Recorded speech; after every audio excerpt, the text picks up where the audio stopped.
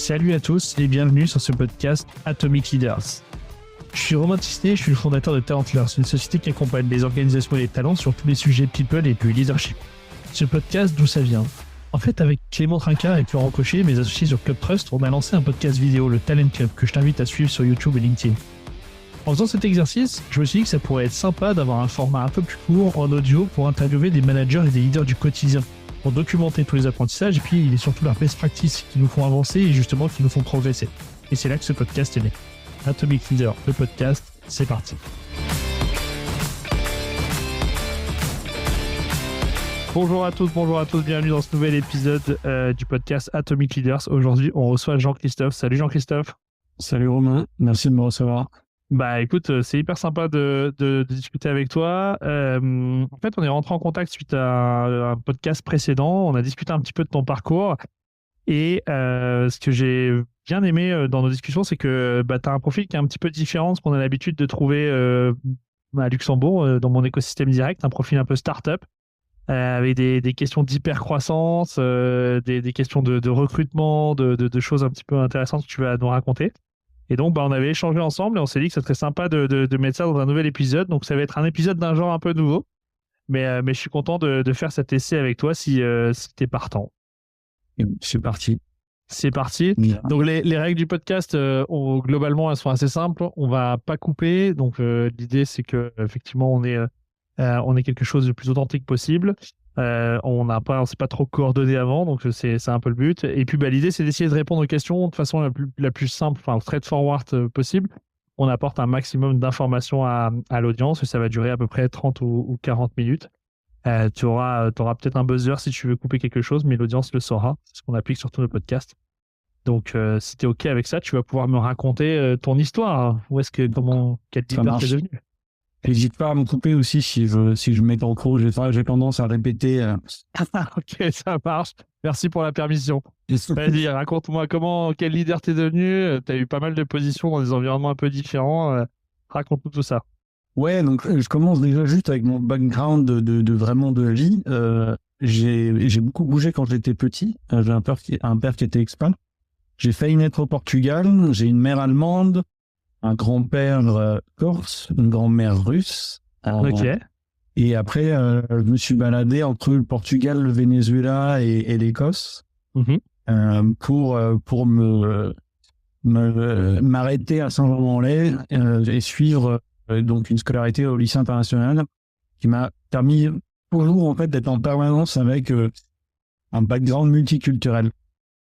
Et ça va énormément me servir en fait plus tard parce que je vais réussir à m'adapter à tout type de situation vraiment facilement et c'est peut-être aussi pour ça que j'ai pas vraiment peur de l'inconnu. J'ai pas peur de dire que je ne sais pas faire, ouais. mais que j'ai la volonté d'apprendre. Okay. Je pense que cette transparence du coup plaît bien aux gens. Et voilà, et dans chaque poste dans lequel je vais, je suis pas un expert absolu de choses. Ouais. Je sais faire plein de choses. Par contre, il y a beaucoup de gens qui savent les faire mieux que moi. Mais du coup, j'ai un panel de skills qui est intéressant pour les gens. Ouais, c'est intéressant parce que du coup, t'as appris à l'idée des gens dont tu savais pas forcément faire le métier. En tout cas, pas en détail. Ouais. Le premier exemple, c'est que j'ai fait une école de commerce. J'ai fait le BBA de l'ESSEC, anciennement EPSI. Et j'ai tout de suite, en fait, été dans des postes d'ingénieur. Toujours très lié à la donnée, au lead management. Et c'est, en gros, c'est des choses que j'ai dû apprendre moi-même sur le tas, en m'enrichissant des gens avec qui j'étais. Parce qu'en gros, c'est ça, j'ai beaucoup de stagiaires qui m'ont énormément appris. En fait, je recrutais mes stagiaires pour me former. Ok. Et c'est un truc qui marche super bien. C'est-à-dire que il y a un domaine que tu maîtrises pas. Ok, tu recrutes un stagiaire qui sort fraîchement d'école et tu le fais bosser sur justement tes faiblesses.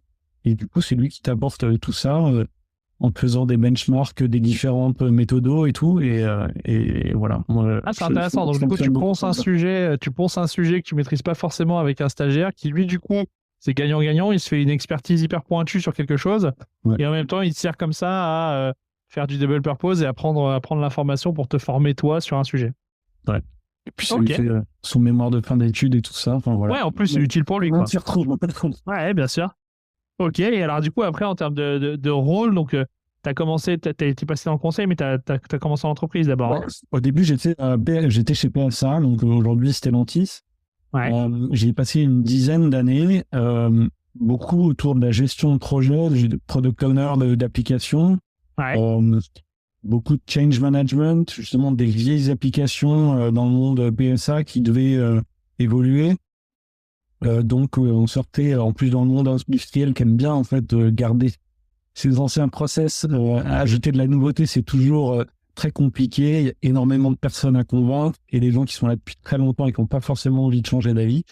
Ouais. Donc il faut toujours y aller à petits pas, se faire copain avec les plus virulents. Et comme ça, on arrive petit à petit à s'intégrer et à grappiller de plus en plus de domaines métiers. Donc moi, je suis resté beaucoup autour de la livraison de véhicules neufs, donc tout ce qui est la livraison et l'analyse de la calcul du délai, la précision de la calcul du calcul du délai.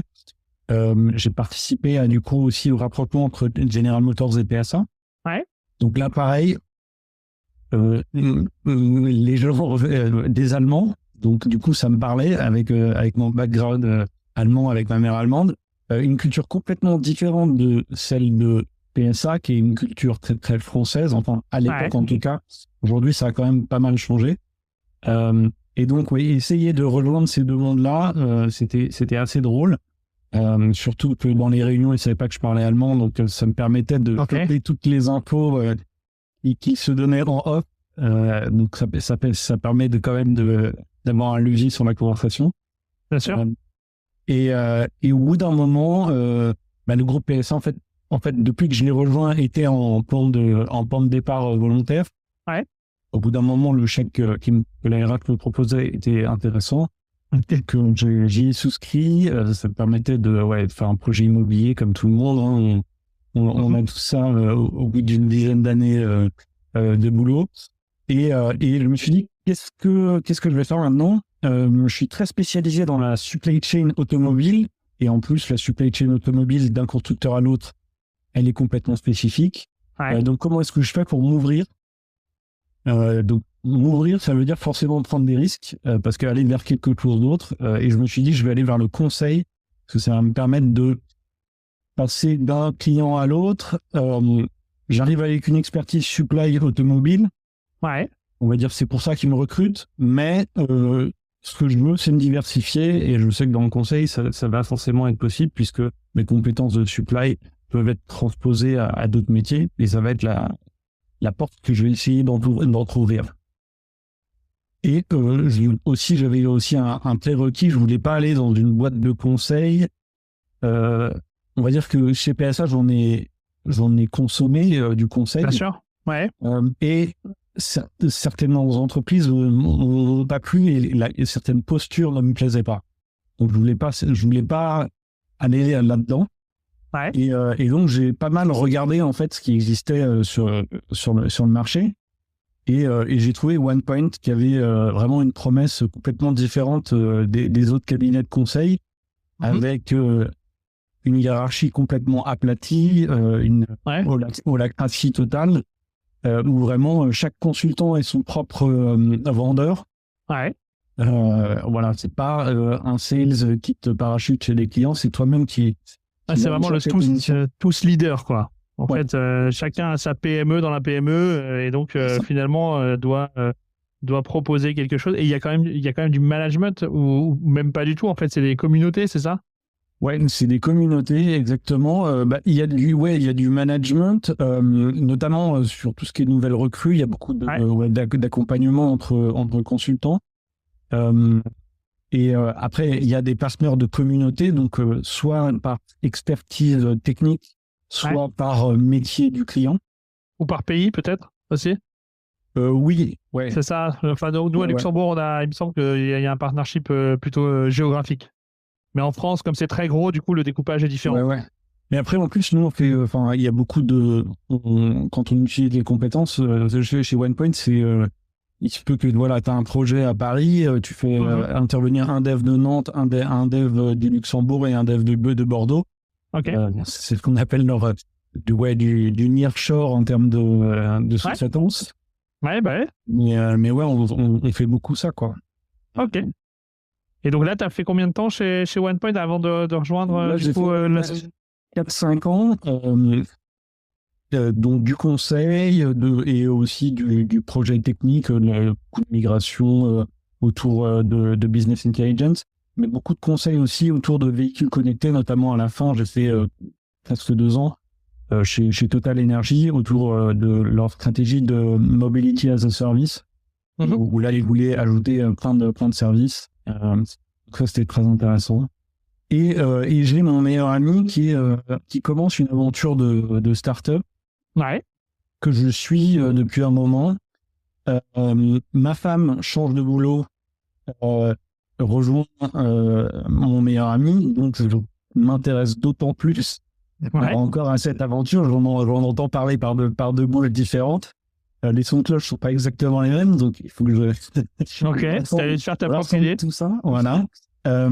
J'ai plus de 4 ans chez OnePoint, donc je suis éligible à un congé sabbatique. Et je me dis, allez, je me lance, je teste, congé sabbatique, j'ai pas de risque. Si ça me plaît pas et s'il n'y a pas moyen de me rémunérer, je retourne chez OnePoint. Et on se sera marié quelques mois et c'est tout. Et finalement, donc je fais ça. Et ça prend super bien.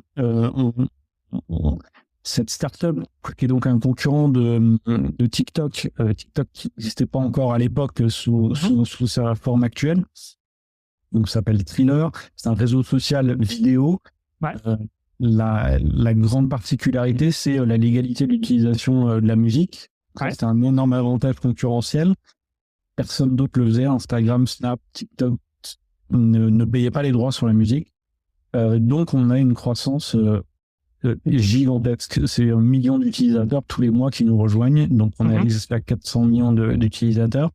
On a fait jusqu'à 60 millions d'utilisateurs de manière totalement organique, sans dépenser un centime. Et donc mon taf au début, c'était que de la growth, de la croissance, et accompagner cette croissance et en gros définir quels sont les pays où il faut qu'on vraiment dédie une équipe pour soutenir cette croissance, puisque ce qui était très important, c'était d'avoir la bonne musique et le bon contenu dans chaque pays, que vraiment l'effet boule de neige s'amplifie rapidement. Ok. Et donc voilà. Là-dedans, vous étiez combien? Juste pour donner des ordres de structure. On a été 4-5. Ok. Et très rapidement, plusieurs pays commencent à très bien fonctionner. Et donc, à chaque fois, il faut qu'on monte une équipe. Alors, une équipe, au début, ça commence, c'est une personne.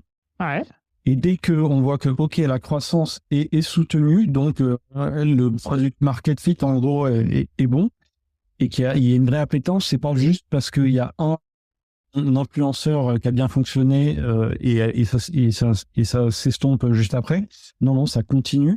Et donc là, on investit, on monte une vraie équipe. Donc, une vraie équipe, c'était entre 3 et 4 personnes minimum. Après, ça dépendait du marché. Sur l'Inde, on est monté jusqu'à 25 personnes pour gérer le marché de l'Inde, qui est un marché énorme. C'est un vrai continent, en fait, qui est tellement de langues différentes, de cultures différentes. Et quand c'est une application qui est basée sur la performance du contenu, il faut beaucoup de gens pour modérer, alimenter tout ça. Ok. Et rapidement, donc ça c'était le cœur de métier, en gros une vidéo où tu danses, de la musique, et très rapidement pour soutenir la croissance, il fallait qu'on ajoute d'autres nouveaux services pour intéresser les marques. Et donc c'est passé par le live, donc on a fait des matchs de boxe. Donc là, du ticketing en live, la technologie live qu'il nous fallait intégrer, donc rachat d'une startup. Donc on a racheté plusieurs startups au cours de cette aventure. Et à chaque fois, il fallait intégrer les équipes, regarder où est-ce qu'on a des doublons, comment est-ce qu'on... Voilà, des cultures complètement différentes. des entreprises qui viennent de pas des mêmes pays. C'était à chaque fois assez compliqué. À chaque fois, malheureusement aussi, il faut se séparer de personnes parce qu'il y a des doublons et que la startup est tout de même fragile, même s'il y a une très grosse croissance. Il faut réagir très rapidement. Pour rappel, c'est une startup qui vivait sur la levée de fonds et qui n'était pas rentable dès le départ. Ouais, ce qui est intéressant, parce que tu vois, j'ai rarement des leaders, des managers dans ce genre de setup-là. À Luxembourg, il y en a peu, des startups scale-up qui justement vivent de leur croissance, en tout cas. Donc ça amène des challenges intéressants dont on parlera un petit peu après, mais globalement, cette entité-là, elle a atteint quelle taille au maximum, enfin au plus haut que tu as connu toi? 300 employés. 300 employés, ok. Ouais. Et toi, tu étais le directeur d'un périmètre et moi, j'en gérais 70. Ok.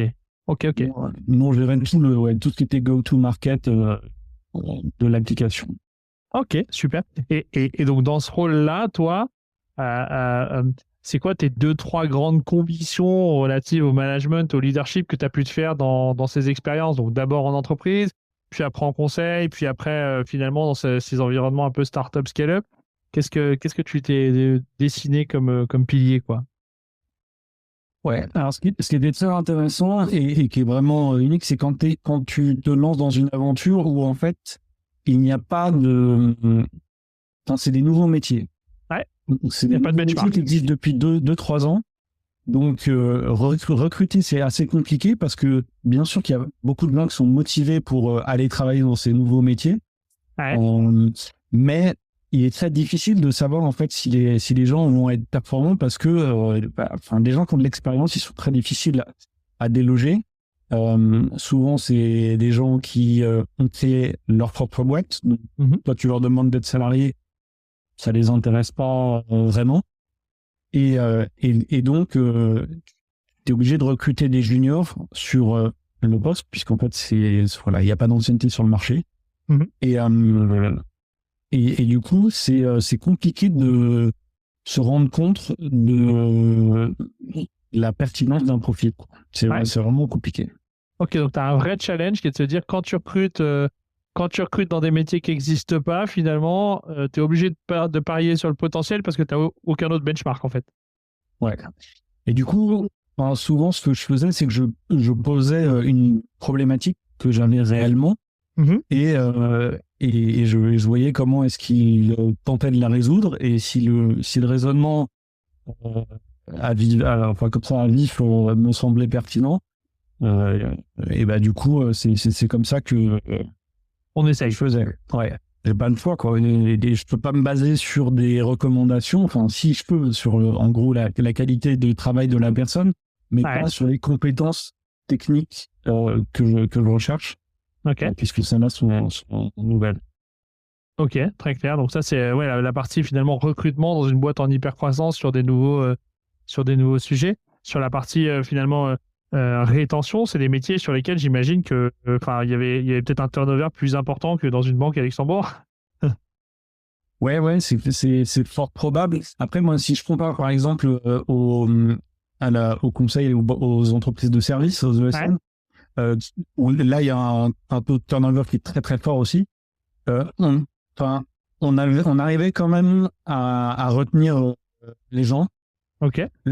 Là où j'avais un problème de rétention, c'est que étant en permanence recherche de ce qui fonctionne, on faisait beaucoup la girouette. Sur les besoins. Ouais, et puis sur la stratégie, quoi. Bien sûr. Qui évolue toutes les 2 semaines. Et donc, il est très difficile de garder les gens motivés quand le scope change et que du coup, tu t'écartes de ce pourquoi ils étaient venus. Okay. Et on avait réussi à recruter des passionnés, notamment de musique ou de marketing d'influence.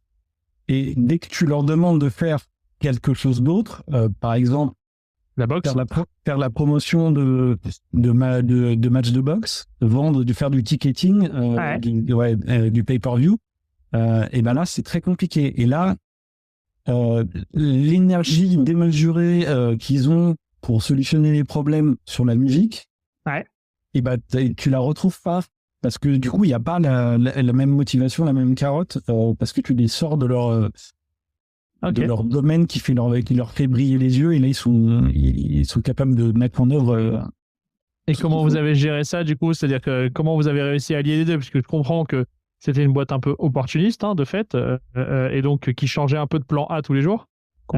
Comment vous avez réussi à faire concilier ce truc-là avec de la rétention? C'est-à-dire, en fait, vous mettiez des side projects pour qu'ils gardent une partie de leur job qui faisait briller les yeux, ou alors il y avait de l'accompagnement. Enfin, comment vous avez géré ça en tant que leadership team?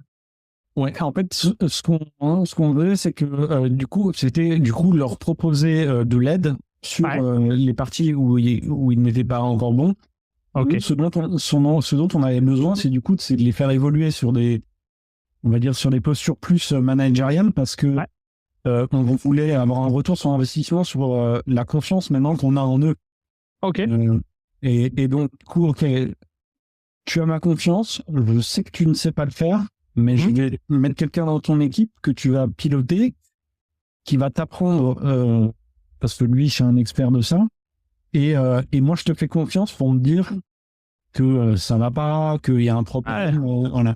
C'est intéressant parce que du coup, c'est la logique du on préfère un connu imparfait à un parfait inconnu, quoi. Toi, je te connais, je sais que tu fais pas le job, mais du coup, je te donne ma confiance en te donnant une promotion de manager, et deux, je t'équipe avec quelqu'un qui sait en dessous de toi, dont tu as la responsabilité pour faire un peu ce que tu faisais avec tes stagiaires, quoi. Ouais. Parce que si je mets quelqu'un au-dessus de cette personne-là et qu'il est pas bon, je vais perdre tout le monde, en fait. Bien sûr. Et j'ai pas le temps. Ok.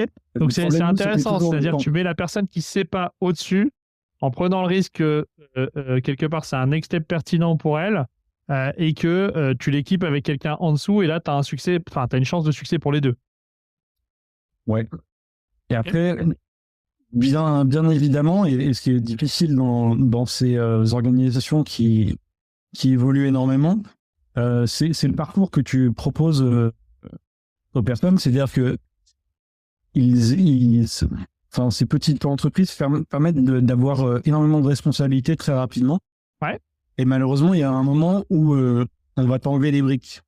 Parce que déjà, tu peux pas tout faire, mais forcément, même si on arrive à le packager sur c'est de l'aide qu'on t'apporte, globalement, c'est comme quand tu déposes ton petit à la crèche le premier jour, ça te fait très mal. Et donc, il y en a qui... J'ai eu le départ, c'était à cause de ça, c'est du genre... Avant, la personne était responsable de l'Allemagne, de l'Espagne et de l'Italie. Et tu lui enlèves un tout petit pays. Tu lui retires un pays pour la dégager, parce que c'est absolument ingérable. Et d'elle-même, elle disait non, je ne peux pas faire 3 pays en même temps, c'est pas possible. Mais tout de suite, en gros, elle rentre dans un postpartum, quoi. C'est vraiment c'est la même chose. Réduction de périmètre, et donc du coup, il y a un espèce de downsizing perçu, quoi. Ouais. Ok. Et ça, du coup, c'était effectivement quelque chose qu'il fallait et donc du coup, ça faisait partir des gens. Comment, du coup, dans une boîte en hyper croissance, parce que j'imagine que vous deviez onboarder beaucoup de monde là-dessus.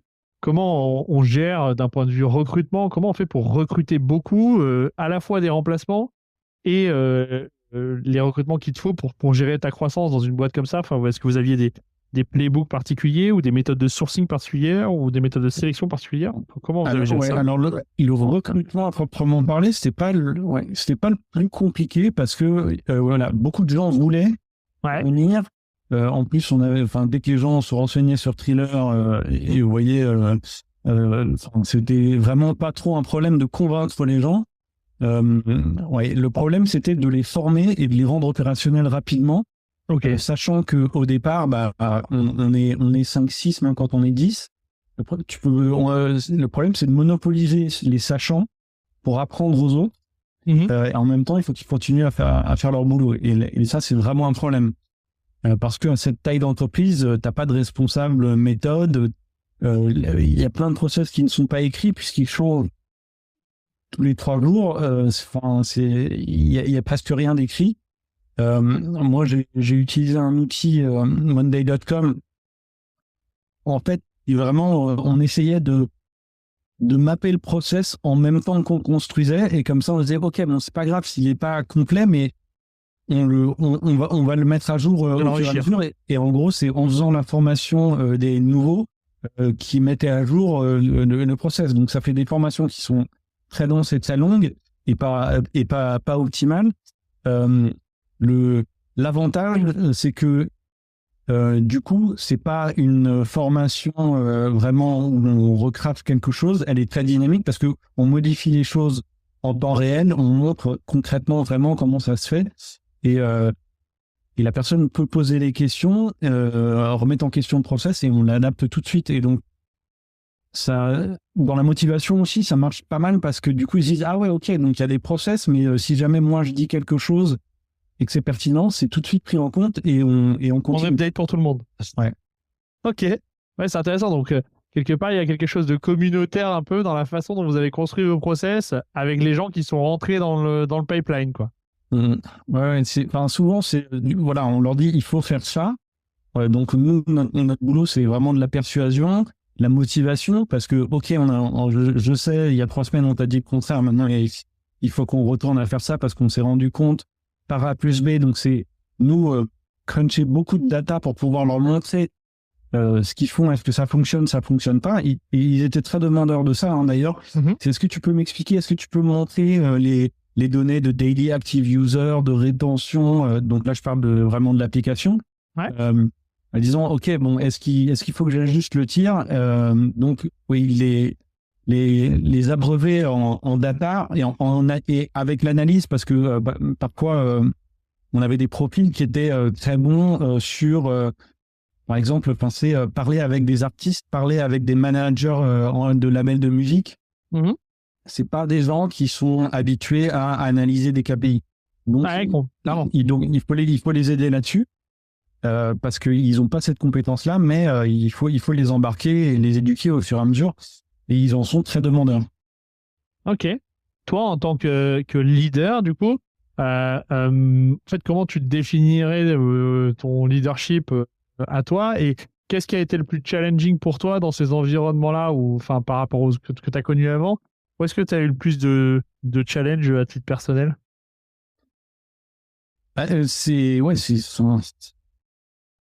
C'est que moi-même, les sujets, je ne les maîtrisais pas. Moi-même, les directions qu'on prenait, qui sont des tests, je n'étais pas forcément convaincu que ça allait marcher.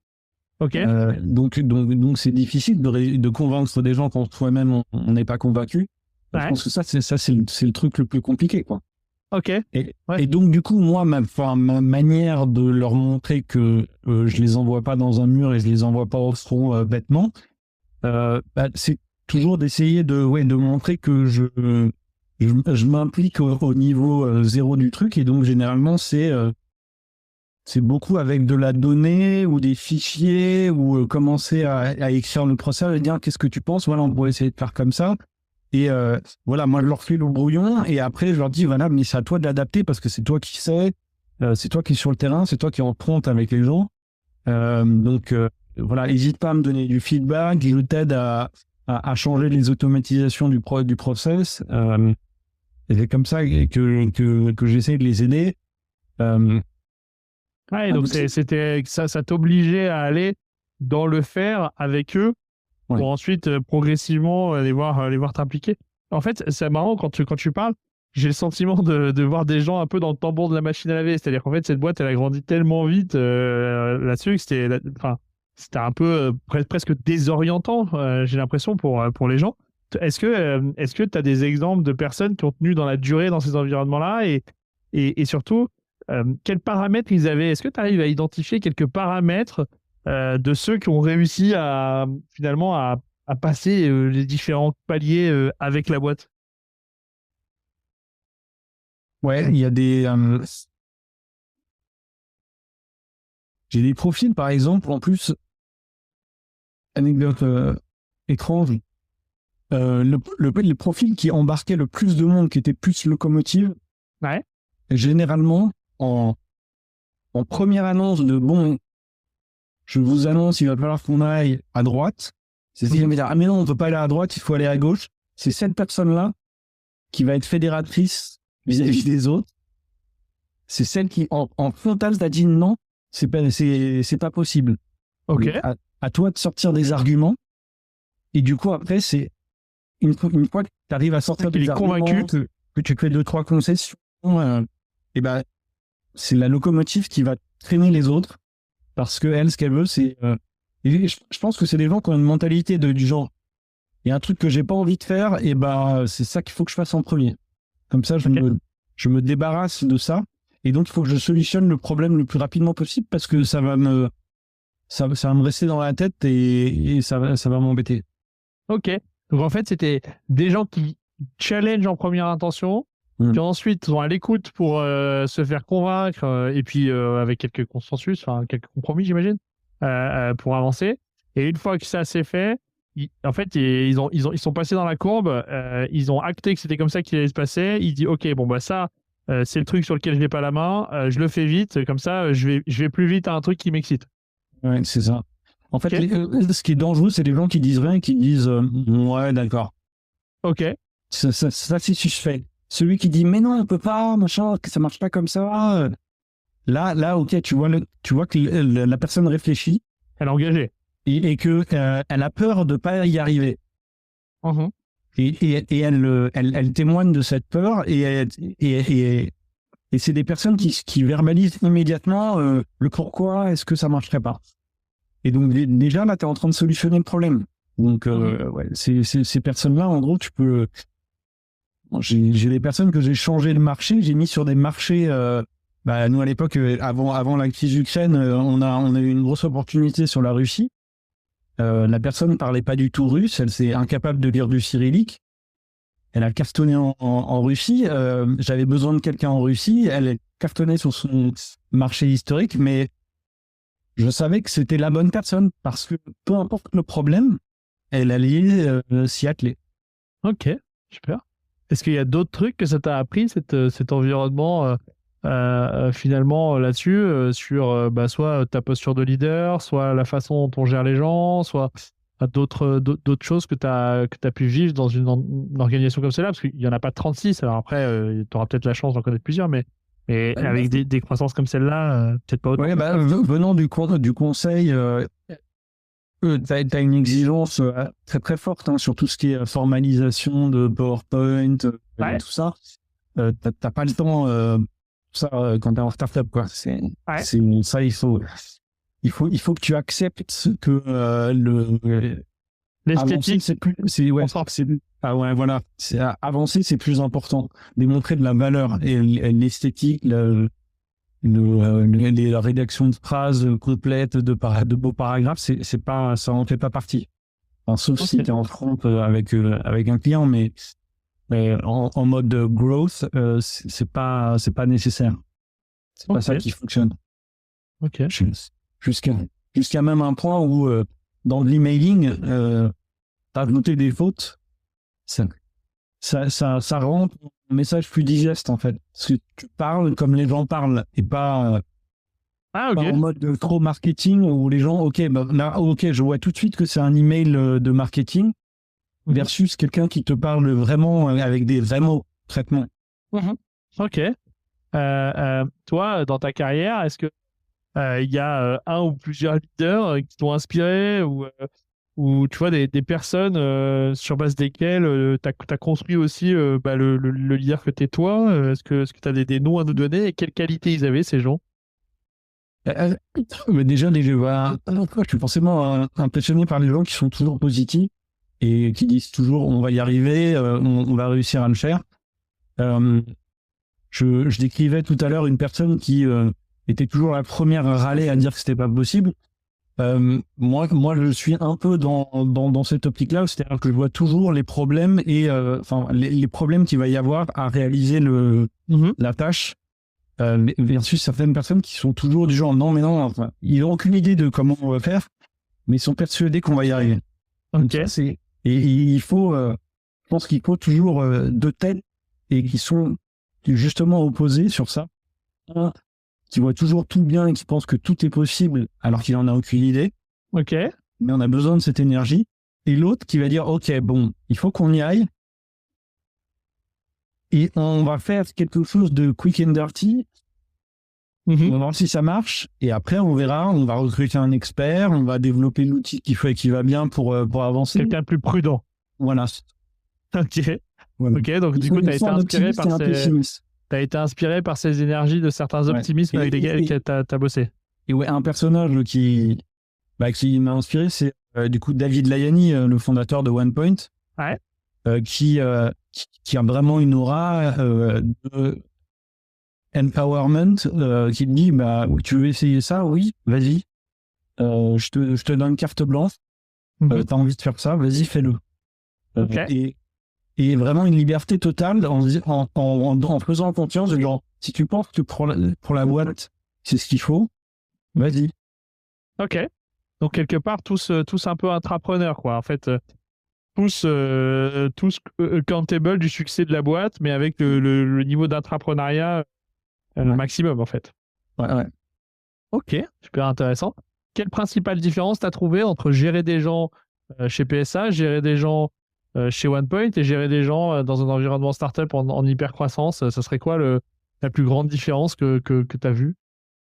Ouais, PSA, c'est le monde de l'industrie, c'est le monde du process. Ouais. Et du genre, du coup, les gens sont un peu pourris par l'excès de lean et de processisation, c'est-à-dire que dès que c'est pas marqué dans le process, on ne peut pas le faire. Ok. Donc, si tu veux faire, enfin voilà, c'est l'opposé total du growth. Le growth, c'est peut-être pas 100% légal, on n'a peut-être pas le droit de le faire, mais on va quand même essayer. Ouais. Et on va voir si ça marche. Et si ça marche bien, on essaiera de rentrer dans le cadre plus tard. Ok. Voilà, donc en fait, dans le gros, quelque part, tu gérais les pirates, des corsaires. Oui, bien sûr, il en faut, ouais. Okay. Et quand je te disais justement mais après, sans vraiment être dans l'illégalité, juste le fait. Oui, bien sûr. De l'opportunisme. Oui, l'opportunisme j'écris j'écris comme je parle. Ouais. Versus un discours bien policé, et ça, c'est du gros hacking dans le sens où mon message est plus direct, parce qu'il est parlé, c'est pas du langage écrit. Et ça, tu vas dans une entreprise qui est trop structurée, va dire non, ton truc, ta phrase, c'est pas français. Okay. Donc, non, ça ne va pas sortir. Non, quand tu écris, tu représentes l'entreprise, tu ne peux pas écrire comme ça. J'ai oui, mais ma conversion est meilleure si je fais ça. Ouais. Dans certaines boîtes, ça va pas passer. Ok, donc du coup, oui, t'as quelque part, tu es obligé d'adapter tes codes à la population que tu as. Et j'aime bien l'image que dans l'industrie, le process a raison by design, aussi parce que c'est ce qui leur a permis de scaler avec ces tailles-là d'entreprise, avec une homogénéité de qualité partout, qui est que le process est roi. Alors qu'en gros, quelque part, t'entretiens plutôt, t'évalues plutôt les gens à leur capacité à trouver quelque chose qui marche mieux que ce qu'on faisait. Et que si c'est le cas, du coup, peu importe ce que c'est-à-dire que même si c'est au détriment de la forme, ça peut se faire, quoi. Ouais. Et après, tout le monde en parle, mais l'agilité, c'est un peu ça, c'est d'accepter en fait aussi qu'on va se tromper. Ouais. Parce que si on prend pas de risque, on risque pas de trouver la bonne idée que l'autre n'a pas eue. Ouais. Et là-dessus, tiens, c'est intéressant d'un point de vue managérial. Est-ce que vous aviez un processus de rétrospective, c'est-à-dire comme vous iteriez beaucoup et donc vous avez fait plein de tests et donc plein de conneries par définition. Ouais. Comment vous avez capitalisé sur... C'est quoi votre process pour capitaliser sur ce qu'on apprenait? De l'A/B testing, c'est-à-dire de vraiment mettre dans la culture du genre pour les sales. Ok, essaye ce type de message sur 5 clients, essaye l'autre type de message sur 5 clients, et on essaye de comparer l'open rate des emails, le nombre de deals qu'on a conclu dans un ou l'autre des cas. Et ça c'est des trucs bêtes et méchants, mais juste de suggérer qu'on va tester 2 ou 3 alternatives et que on sait qu'il y en a une il y en a qui vont pas marcher. c'est déjà complètement différent d'être dans une cible où ça doit fonctionner, tu n'as pas le droit à l'erreur, il faut que ce soit un succès à la fin. Ouais, je comprends. Et du coup, dans une boîte comme ça, comment tu fais pour... parce que du coup, tout le monde n'a pas la même performance, et donc en tant que leader, à un moment donné, tu dois aussi évaluer la performance des gens. Mais vous étiez dans une boîte où la performance même, tu peux pas trop la mesurer. Donc du coup, comment tu fais pour juger que quelqu'un est performant ou pas? Tu la juges donc par rapport à ce qu'est le produit ou par des comportements? Enfin, en fait, à quel moment tu décides qu'une personne, elle est plus faite pour ton environnement, pour ta boîte, dans un environnement comme celui-là? Bah, alors, ouais. C'est surtout sur le partage, en fait. C'est sa capacité à me dire que ça marche pas ce qu'elle fait. Ok. Si c'est elle qui vient me le dire, ou si c'est à moi de m'en rendre compte, en gros, c'est ça qui, pour moi, de dire, ok, si le mec me dit que tout va bien et que moi, j'ai pas l'impression que tout aille bien, versus l'autre qui me dit en permanence, j'y arrive pas. Voilà. Ça, Je comprends. Pour moi, ça, c'est des indications hyper importantes. Ouais, je comprends l'idée. J'aime bien l'image de se dire, finalement, dans un environnement qui est finalement basé sur le test, ce qui fait la différence entre quelqu'un que tu veux garder et quelqu'un que tu veux pas garder, c'est sa capacité à venir tout seul t'expliquer pourquoi il s'est planté versus sa tendance potentielle à cacher qu'il a foiré. Ouais, et puis des personnes qui te disent non, mais on n'a pas le bon produit, machin, il faut pas. Ça, c'est un sales qui te dit j'arrive pas à vendre parce qu'on n'a pas le bon produit. C'est ce que tu as en magasin, donc vends ce que tu as en magasin, tu n'as pas le choix. Arrête de me dire que les légumes sont pas super frais, tu les vends comme des légumes pas super frais. Il y a un marché pour ça. Moi, les gens qui vont acheter ça. Ok, ouais, c'est intéressant. Peut-être une dernière question avant de clôturer. C'est quoi l'erreur managériale que tu feras plus, ou alors le truc que tu feras plus dans ta vie future, c'est-à-dire fort de tout ce que tu as appris? Est-ce qu'il y a des trucs où tu te dis, bah ça, je ferai hyper gaffe, ou ça, je ferai plus? Est-ce que tu t'es mis un ou deux learning là-dessus? Question pas facile, hein. Non, pas facile. Des erreurs, c'est plein. Ouais. Sur le volet managérial, tu vois, est-ce qu'il y a un truc, la plus grosse, ouais. Oui, mais après, est-ce qu'il y a un truc sur le volet leadership sur lequel tu te dis, bah tiens, dans mon prochain rôle ou dans ce que je ferai plus tard, ça, bah maintenant je sais que je ferai plus comme ça. Il y a un truc très compliqué, mais le problème, c'est que là, je sais pas t'apporter la solution de l'erreur. Ouais, ok. Et j'ai un chef qui m'a toujours dit, si tu m'amènes un problème et que t'as pas la solution, tu fais partie du problème. Ok. A priori, c'est pas le cas sur ce podcast, hein. mais du coup, c'est quand tu as une structure qui est en très forte évolution, tu vas être tenté de donner des noms de postes aux gens. Ouais. Tu vois, très rapidement, directeur de la zone EMEA ou de directeur de la zone Afrique, des choses comme ça. Tu vas créer des standards. Directeur du contenu. Alors, et au départ, c'est pas un problème, mais en fait, quand tu grossis très très rapidement, c'est très compliqué après d'avoir des changements d'intitulé de poste, des personnes qui font que, tu vois, dans une boîte comme Thriller, c'est tous les 6 mois, en fait, l'organe change. Et encore 6 mois, je suis gentil, c'était encore plus court que ça. Et donc ça pose des problèmes. Mais je ne sais pas comment faire, parce que pour recruter les gens, il faut leur donner un titre. T'es obligé de leur donner un titre. T'es obligé de leur donner un titre qui leur fait envie. Souvent, ils te le demandent. Hein. Ça fait partie de la négociation lors de l'embauche. C'est le titre pour lequel t'es embauché. Et donc ça, c'est un vrai challenge. Ouais, c'est-à-dire, en fait, réfléchis à 2 fois avant de sortir un titre à une personne que tu engages en te demandant, c'est ça le learning, c'est en te demandant si dans 6 mois, tu vas pas devoir mécaniquement lui enlever quelque chose. Et si c'est le cas, disclose-le dès le début, quoi. Ouais. Il peut donner le titre, mais par contre, il faut qu'on contractualise sur le fait que ce truc-là, ça va durer 6 mois et qu'après, les choses vont évoluer et que c'est pas un problème. Exactement. Sur le contrat, il faut également que ce soit clair. Parce que sinon, la personne peut te le reprocher et c'est normal. Mais malheureusement, tu es dans un contexte qui évolue tellement que tu peux pas garantir des choses toujours. Tu peux pas garantir qu'elle va garder ce titre-là pendant 4 ans. Ok. Écoute, merci beaucoup. C'était assez intéressant parce que, en fait, c'est des environnements que nous, on n'a pas trop ici à Luxembourg. Enfin, en tout cas, que moi, je n'ai pas trop. Donc, c'est vachement intéressant. Ce que je retiens de ce que tu m'as dit, c'est s'il y a un sujet sur lequel tu connais rien, prends-toi un stagiaire. Tout le monde va y gagner quelque chose. Ouais. Deux, je comprends aussi que quand tu recrutes dans des métiers qui n'existent pas, tu es obligé de parier sur le potentiel des gens et donc de les mettre dans de la résolution de problèmes en se disant finalement c'est le meilleur moyen d'évaluer la compétence. Le learning du titre aussi, pour ça, je trouve ça intéressant. Je suis pas hyper d'accord avec la phrase qui consiste à dire que si tu n'as pas de solution, c'est que tu fais partie du problème. Même si je peux comprendre que dans l'autre sens, ça soit vrai.